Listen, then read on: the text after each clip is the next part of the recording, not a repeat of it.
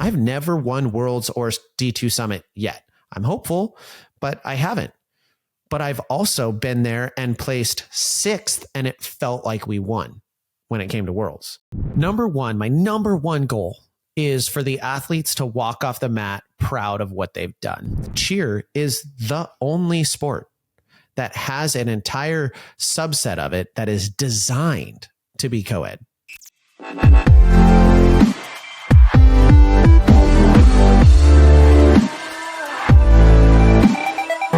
Hello, everyone, and welcome to another episode of the Cheer Biz Podcast. I'm your host, Dan Cotton, and today we are talking about what I focus on at the end of season. What am I concentrating on as I'm heading into end of season events? Now, before we get into the episode, make sure you head on over to Cheer Gym Owners on Facebook and All-Star Cheer coaches and owners as well, if you are a coach and an owner or just a coach, and check out nextgenowners.com so you can learn more about how to join the academy. And lastly, get registered for our conference in Dallas, June 21st through the 23rd. It's going to be fantastic. I'm so excited about this conference. We just wrapped our Orlando conference, which was awesome. We had so many amazing coaches and owners there. And it's not something you're going to want to miss. Our Dallas conference is going to be next level this year. And so you are not going to want to miss it. Now let's get into the episode. So why are we talking about this? Well, one, it's the end of the season. I am getting ready to go to the gym tonight for my Worlds team's showcase. It's their final showcase before they send off to Worlds. And now I'm going to go to the USASF Cheerleading Worlds to compete with my level 6 team. And then I'll come back for a week and then have a showcase again and then be headed to D2 Summit with all of our other teams. So what is it that I'm thinking about right now? Because I've talked about the dichotomy of the season still going and kind of ending while you're also running tryouts. And we actually just ran a tryout, which I'll be doing a conversation about my thoughts on tryouts and leveling and some of the challenges when people don't like the placement that they get. And that I know that's something to be thinking about right now. Right now, I'm very concentrated on going to Worlds. And so what are the things that I am focused on in the end of season that I feel have made our retention what it is and helped us grow and sustain the successful business that we had? My number one goal is for the athletes to walk off the mat proud of what they've done. And that's really the only thing that is 90% in our control. The reality is that cheerleading is a challenging sport. And unless you're having the greatest of great days, I've seen amazing teams, like teams that have hit all season long, have struggles at an end of season event. I've seen elite athletes playing in the NFL, kickers who can make a kick from 45 yards out every single time, shank a kick in a game-winning scenario. So pressure and everything that comes with it can do weird things to people. And so even though you may not hit a perfect zero routine, I want the athletes to be proud of what they've accomplished. Now, obviously, my goal is to hit zero, but I want them to know that they gave 100%, that they worked 100% leading into the end of season, and that they accomplished what they came to do. Ideally, that is hitting the best possible routine we can. And with good coaching and with good focus, that is possible, or you can really increase that probability. But that's the only thing you can truly control in this sport. The reality is that we're in a judged sport. And so sometimes the scores are not going to work out in your favor. And you are going to have a situation where you don't get the points that you want on stunt execution or pyramid execution or dance or performance. And that just happens. There is, in my opinion, I have never met a coach that has told me that the scores always work out in their favor and they just always feel like they're 100% accurate. Every coach has been in situations where they've been disappointed with the result in scoring. And sometimes that disappointing result in scoring can mean a disappointing result in placing. And so you can't make it all about the score. So I personally focus on making it all about the pride of what we put on the mat, being proud of ourselves. And more than just what we put on the mat, being proud of how we carry ourselves and conduct ourselves and how we treat one another.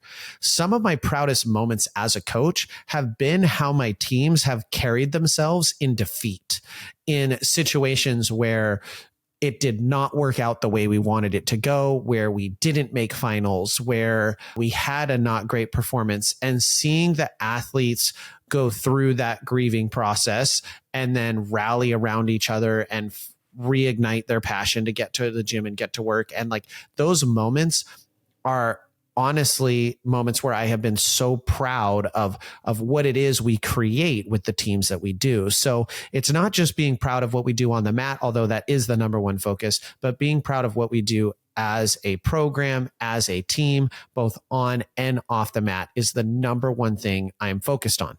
Number two is making my end of season memorable. Now, I know some of you have already competed at All-Star World Championships, and I'm going to be doing an interview with Danielle to kind of do a recap of her experience there. I'm sad I was not there because it would have been fun, but I do have a team going to Worlds that I am the head coach of, so I need to be at their practices.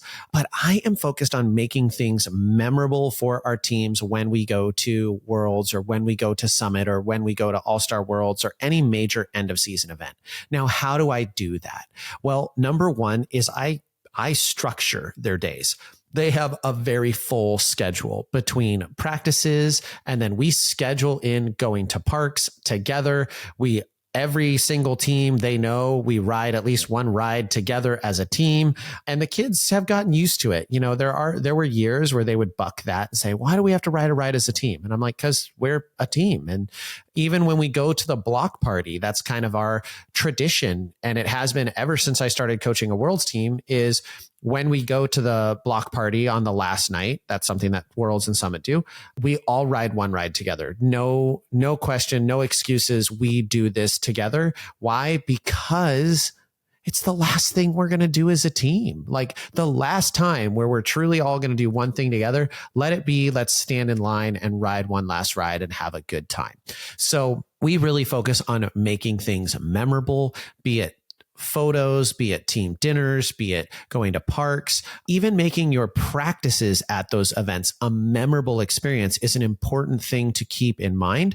And I'm always looking at crafting this. And how do I do it? Well, I was a theater geek in high school. I wrote screenplays. I was in the film club. I actually started the film club and we wrote movies and they were horrible. But I think of things from that perspective. So I look at the going to Summit or going to Worlds or going to All-Star World Championship. And when I look at it, I go, okay, I'm writing a script. How does the story of this trip go for my team?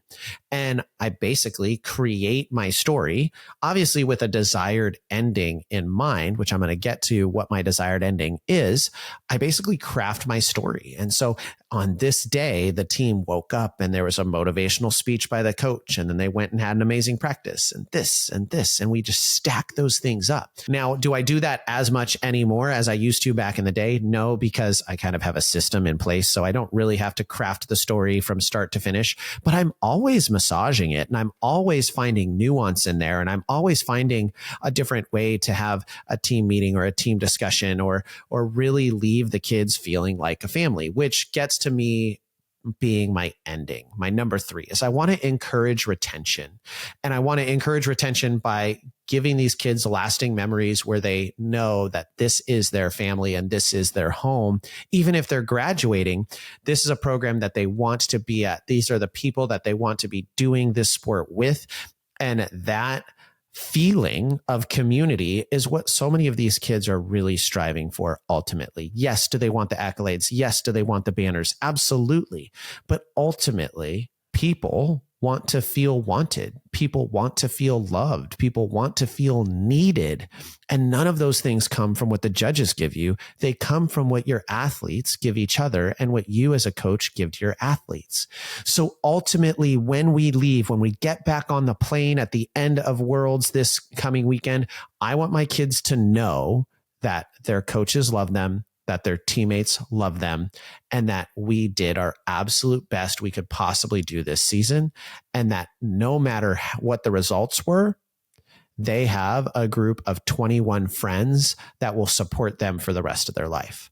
And that's the feeling I want them leaving with. And when we achieve that, we see our retention numbers increase. So those last kids that were wavering on, oh, am I going to come back or am I going to cheer again? Those kids do.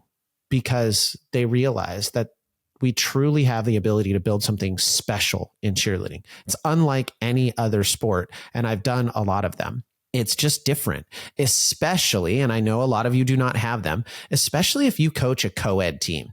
Like, I love my all-girl level 4. I love them. 30 girls together, like that is a very special thing too. But there's something really cool about co-ed because cheer is the only sport that has an entire subset of it that is designed to be co-ed. That is what it is for. And there's really nothing else that does that. The closest you could get would be like pairs figure skating, but everything else, there's no like team sport like this that really combines to be a co-ed sport and create one cohesive team based off of that dynamic. So it is something really cool and something I think is a really unique opportunity. So as you head into your end of season events, this is what I focus on. And I'm not saying I have everything figured out, but we have an 85+% retention rate in our athletes that are eligible to return coming back to the gym. Now we see some that go to high school cheer and some that just decide they're not going to cheer anymore because they don't love the sport as much as they did. And we have some that go to other gyms. I support all of those because at the end of the day, if I truly care about these kids and we as a family truly care about them, then ultimately I want them to be happy. And I hope that if they're not getting whatever need it is met in our program, then I want them to go get it met somewhere else. Now, do I believe that we can meet those needs? Yes, I do. Do I believe that we do something that a lot of other people don't do? Yes, I do. It's not because we have some secret knowledge. In fact, I'm sharing it with you right now. It's not because we have some massive secret. The difference is that we're focused on executing and delivering that. So if you're a gym that says developing great people on and off the mat, then the question is, are you focused on that? Or do you just use that as a tagline? If you have your core values, are those things that you reinforce, or is it just a tagline? Right? I'm always assessing those things. And I look at my end of season as the last opportunity to drive home that point and really put the ending chapter on my season. And ending chapters can have tough moments. I've had the hard conversations with teams when we've not done what we wanted and not made finals. I've done that as many times as I've made finals. I've had the hard conversation of not winning. I've done that every time. I've never won Worlds or D2 Summit yet. I'm hopeful, but I haven't. But I've also been there and placed 6th, and it felt like we won when it came to Worlds. I've been there and placed 3rd, and it felt like we were like winning. It was a huge, amazing experience. 2nd place was honestly one of the more painful ones because you're like so close, but you don't actually win. Anyways, I don't want to digress, but it is so important for us as a program to attack and approach the end of season with intentionality.